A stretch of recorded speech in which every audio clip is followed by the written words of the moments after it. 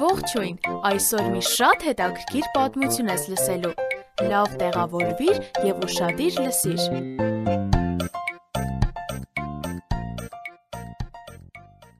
Դուք ինձ ճանաչում եք, իմ անունը Ադասա է, ես ապրում եմ Պարսկաստանում, բայց ես այստեղ օտարական եմ, ծնողներս մահացել են, ես նույնիսկ նրանց հիշել չեմ կարողանում, Մուրթքեն իմ ազգականն է, նա իմ խնամակալն է, մենք ապրում ենք Շուշան կոչվող մի մեծ քաղաքում, այստեղ ինձ բոլորն անվանում են Եսթեր, իմ պարսկական անունը նշանակում է արևելքի աստղ։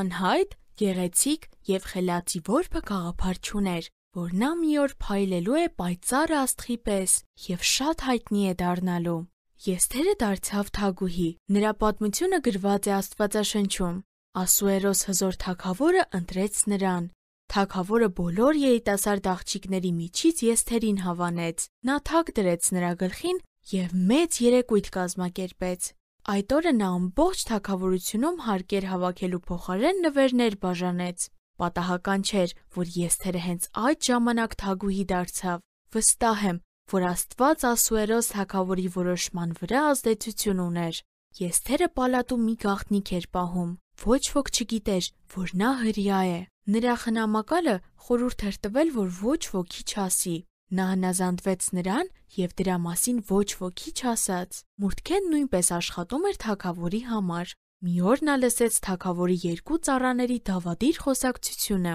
Նրանք պատրաստվում էին սպանել թագավորին։ Մուրթքեն դրա մասին ասաց Եսթեր թագուհուն, ով հենց այդ պահին գնաց և պատմեց թագավորին։ Դավադրությունը բացահայտված էր, իսկ մեղավորներն անմիջապես պատժվեցին։ Ասուերոսն ասաց իր քարտուղարներին, որ թագավորի օրագրում գրի կատարվածի մասին։ Շատ չանցած պալատ մտավ ոչ այնքան բարեհամբույր մի մարդ, հպարտ և ինքնահավան Համանը։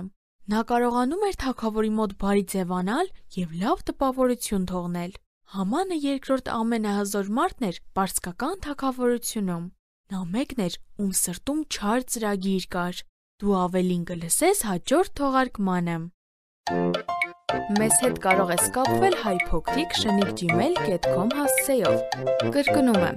HAYPOQRIK@gmail.com Կհանդիպենք հաջորդ թողարկմանը։ Ձեզ հետ է և Նիկեն։